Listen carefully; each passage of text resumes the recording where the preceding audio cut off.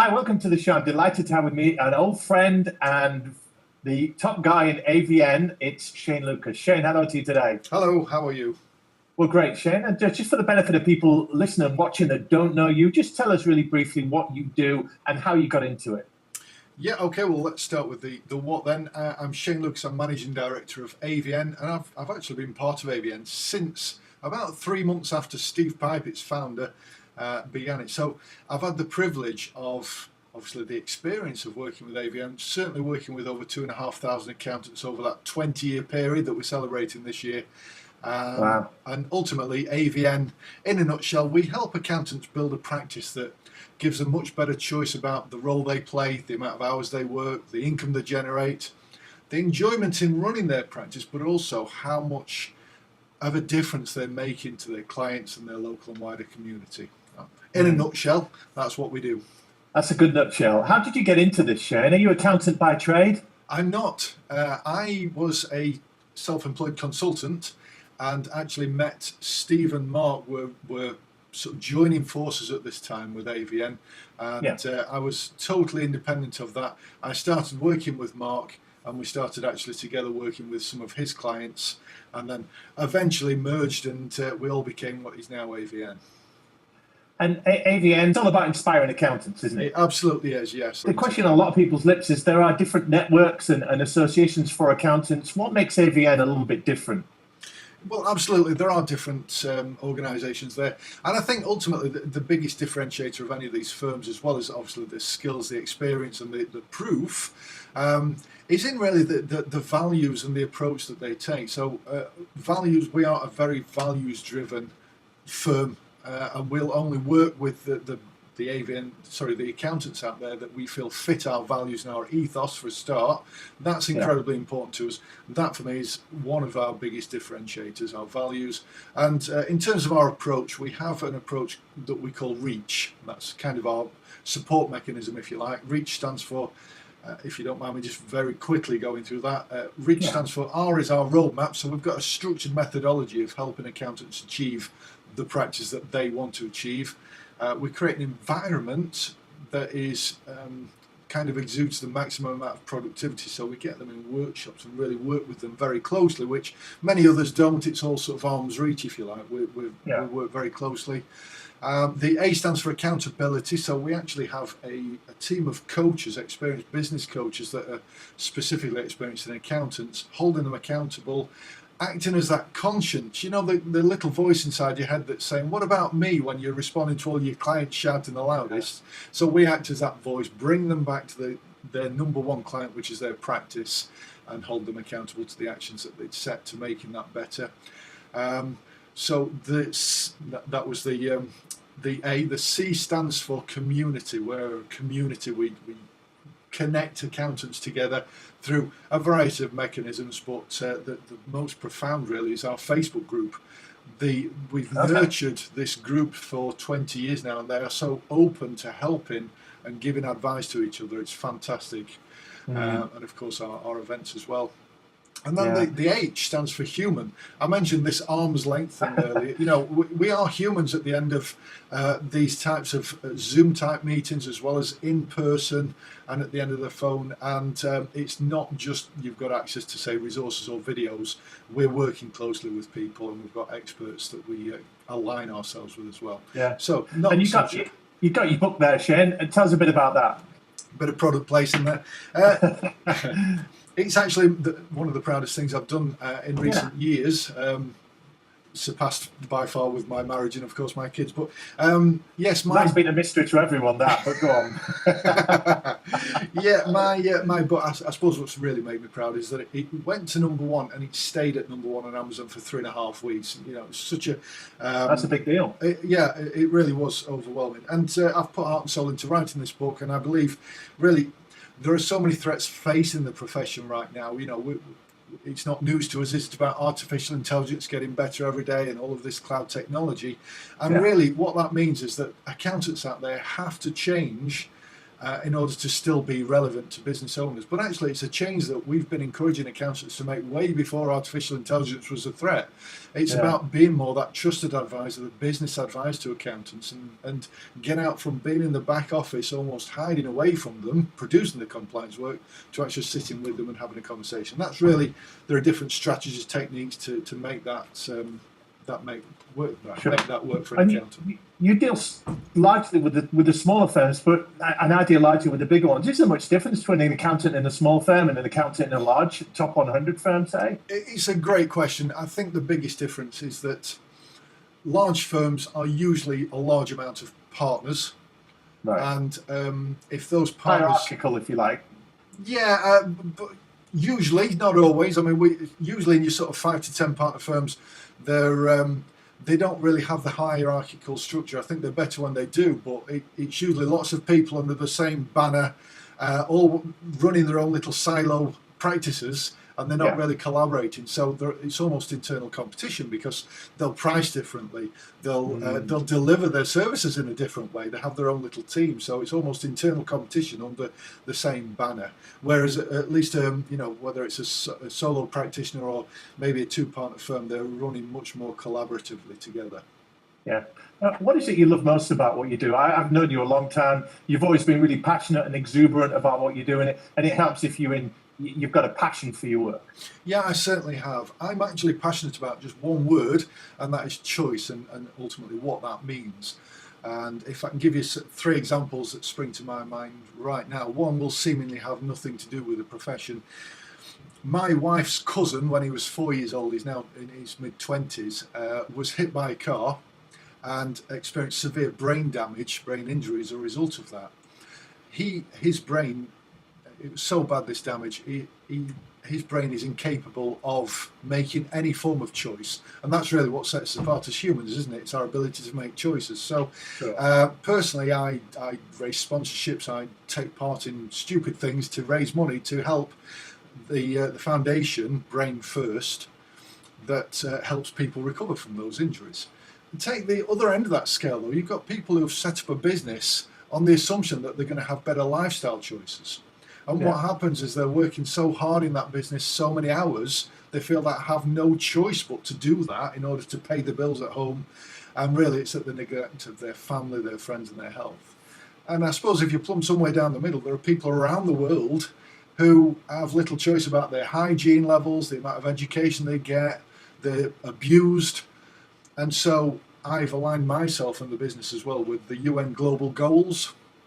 If you're not familiar with that, just type in UN Global Goals into Google, and you'll see that there are 16 goals that the UN have collaboratively put together for people to aspire towards. And so there are about 4 of them that I've really closely aligned myself with an AVN, that through the channel of B1G1, that's buy one, give one, we're contributing towards helping people around the world have better choices. So what I'm passionate about is through AVN, we're helping accountants get better businesses. We're giving them the skills to help the business owners that they work with, and we're encouraging B1G1 to them all. Effectively, I'm impacting on millions of lives through this business. That really drives me. It's a great movement. It certainly is. So when you see firms growing, Shane, there are good ones, there are great ones, there are not so good ones. What in your eyes separates the good from the great firms at any size? Ultimately, and I think I alluded to this earlier, Rob, it's about not being sat in the back office. And I see this with multi-partner firms, large firms, as well as small firms. You know, historically, I suppose the traditional accountant needed to be sat in the back office most of the time producing the compliance work. But actually, the technology they have access now means that can be easily outsourced, largely automated, and certainly isn't the top priority in terms of the accountant's time now. I think their time should be better spent shifting that balance to actually spending more time with their clients and interpreting what those numbers mean, having conversations about how to make those numbers better. There's a growing number of micro businesses coming out now, you know, more and more entrepreneurs than ever before in history, solopreneurs, if you like that expression, and they need the help and support that an accountant can give them.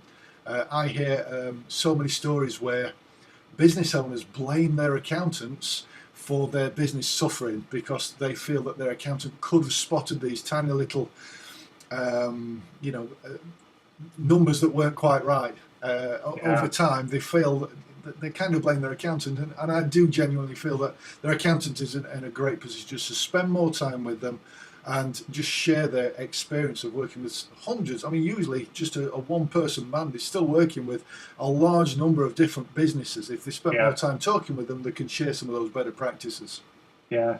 You're talking about almost a blueprint of an ideal accountant, because they need strong technical advisory skills. They also need good people skills. And then they also need good business development, growth skills, networking skills. So in terms of a hiring policy for an accounting firm, what kind of ideal people are they looking for? You've almost answered that question. You're right, because it's there's an argument to say that your stereotypical accountant doesn't have those people skills, but they have a brilliant technical ability. And now, really, you still need the technical knowledge. They still need to be able to walk the talk, but have much better people skills. A hiring policy that we advocate, for example, it consists of, this is a podcast, so I can't demonstrate visually for you, but we draw a Venn diagram with 3 circles, obviously. One of them is behavioral profile, so we call that a personal profile analysis, and we will help them identify what the right graph is for behavioral profiles for a specific job. It may be that they want absolute technical abilities, or it might be that they want somebody more people-oriented. So you can create a graph that's based on that. But that's just one element, and finding the right fit then for that graph you can do through these assessments. The next circle in the Venn diagram is GIA. That stands for General Intelligence Assessment. And really what we're looking for, I don't know how familiar you are with that concept, but General Intelligence Assessment, this particular one that we use, measures fluid intelligence. That's your ability to think on the spot. Whereas what you might find in a CV is crystal intelligence. Those qualifications, you don't know how long it's taken them to acquire those qualifications. 2 people could learn to be an accountant, and one of them might have to research and study every single night.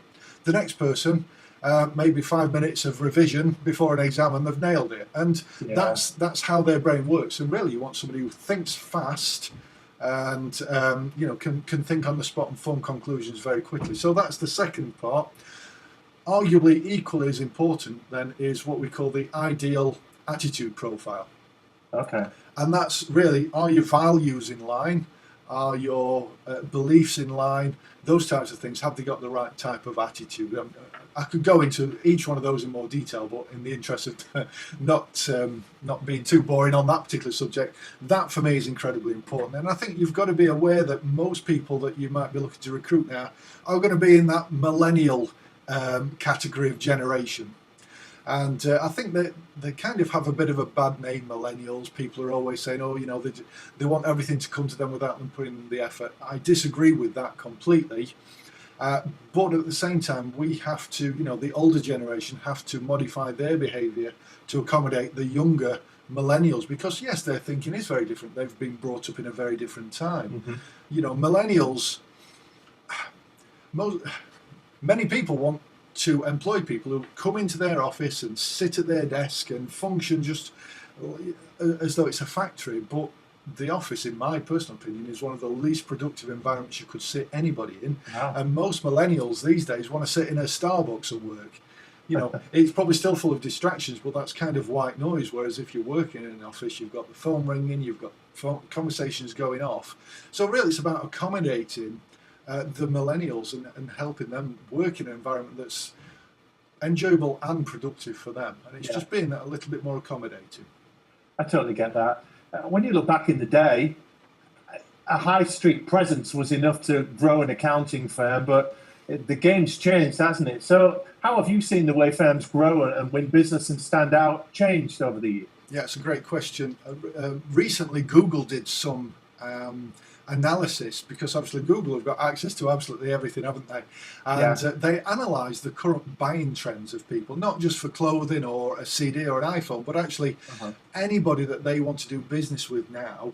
This whole buying habit has changed. Now, getting referrals is still the best way, isn't it, to win new work? Yeah. But if let's say a client of an accountant is on a golf course with another business associate, and they say, you should work with my accountant, they are fantastic. They're not just going to go blindly see that accountant. What they're probably going to go back and do is Google the name of that accountant. Yeah. And I don't necessarily mean the name of the firm either. They'll have said, you should work with Mark from Bloggins and Co Accountant, and they'll type in Mark's name first. Yeah, as an individual. Exactly, as an individual. So it's important to raise our personal brands here as well. Yeah. And so they'll type that in.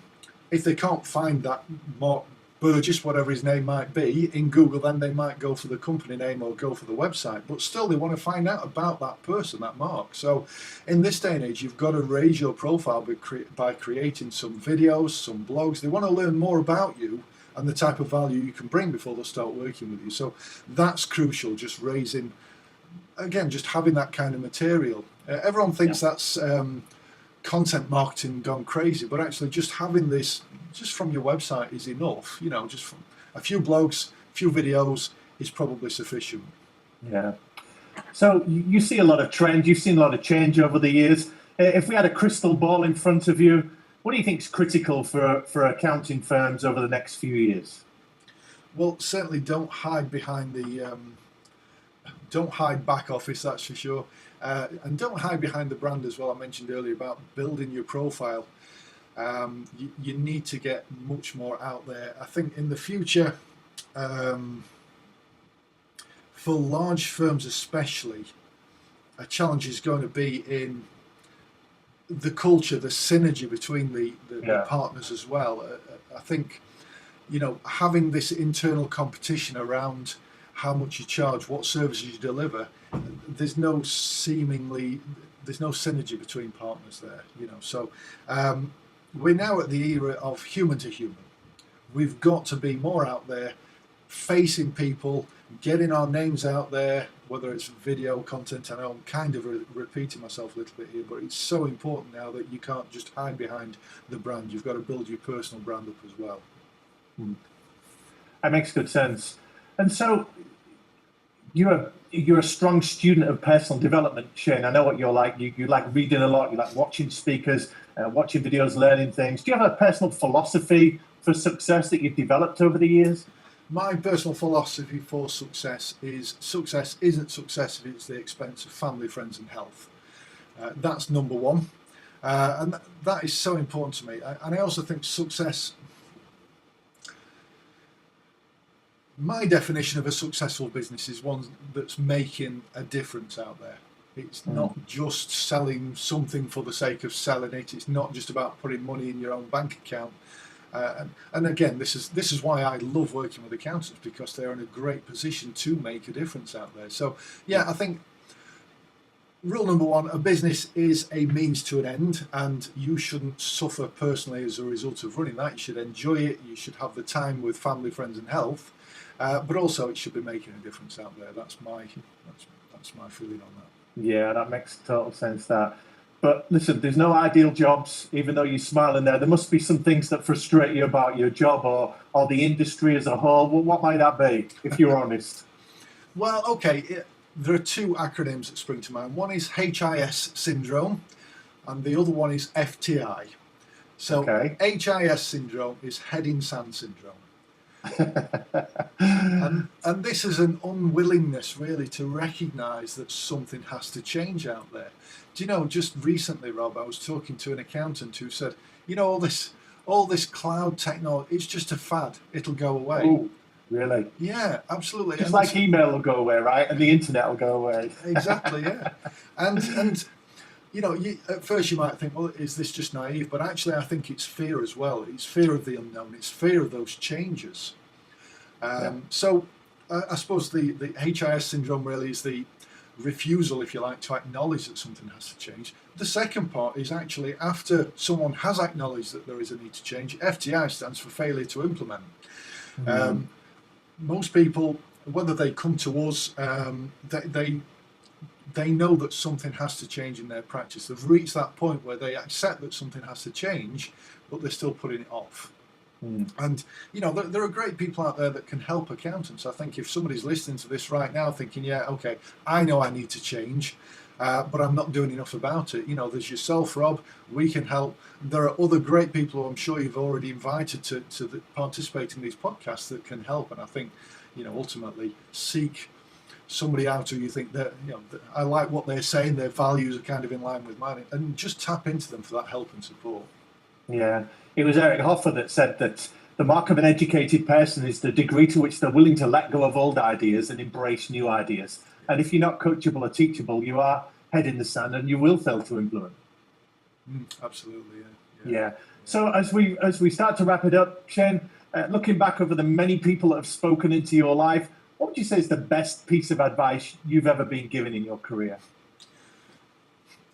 Something that's always stuck with me, and if I'm honest with you, I can't even remember where it came from. I've got a feeling it might have been Steve Pipe himself, who obviously founded AVN. He's a very wise man, Steve He certainly is, absolutely, yes. And what he said was that there's no knight in bright shining armour going to come and save the day. And what he meant by that was most people carry on working away, working a ridiculous amount of hours. They're a slave to clients who don't even appreciate them most of the time, and they just keep thinking, if I just carry on doing what I'm doing, then actually all my problems are going to go away. 3 years from now it'll be much better. And it's not going to happen by itself, is it? This knight in shining armour is not just going to turn up and make those problems go away. You have to do something about it. And there's another one that's just sprung to mind as well, and this actually came from someone nothing to do with a profession, a personal trainer from a gym. And it was a conversation. It was one of those things that actually my ears pricked up after he'd said it, and I wish I'd been recording the conversation. But he basically said, I know that my role is so important to people because many people join a gym and they'll start working out, they'll try and build themselves up. Losing weight is usually one of the most common reasons for joining a gym, isn't it? And they'll sweat, and then they'll get to a point where they stop, they can't do any more. And he says that's the point where the fat burn was just about to really start. And he says when I'm working with them, they're screaming at me to stop because they've had enough, and I get another 20 minutes out of them, and that's when all of the success happens. Now, I'm not suggesting we torture people to make the changes, but quite often when people go it alone, that DIY route, they don't necessarily take it far enough. They don't do enough to start to see the changes. So, not only is there no knight in shining armour going to turn up, but ultimately you need to tap into people to give you that help and support to progress. That DIY route is, we're surrounded by information on the internet, aren't we? We can watch as many videos as we want and we can read as many articles, but I think these days we're so busy, just getting that external bit of help is so crucial. Well, speaking of that, Shane, if people want to find out more about you and AVN, how might they get in touch? Well, by all means, visit our website, www.avn.co.uk. Make sure it's .co.uk at the end. There is another AVN, which is quite amusing. That stands for Adult Video Network, so hopefully you'll remember the difference there. So that's quite funny. But yeah, on my website I give a bit of an introduction as to what AVN's about in a bit more detail really, and also currently there's an offer to download a free copy of my book on there, so if you'd like a copy of my book, by all means go onto that website and get a copy. Well, Shane Lukas, that's been truly inspiring today. Thank you so much for your time. I really appreciate that, Rob, and good luck with these podcasts. I think they'll be fantastic. All the best. Thank you, sir.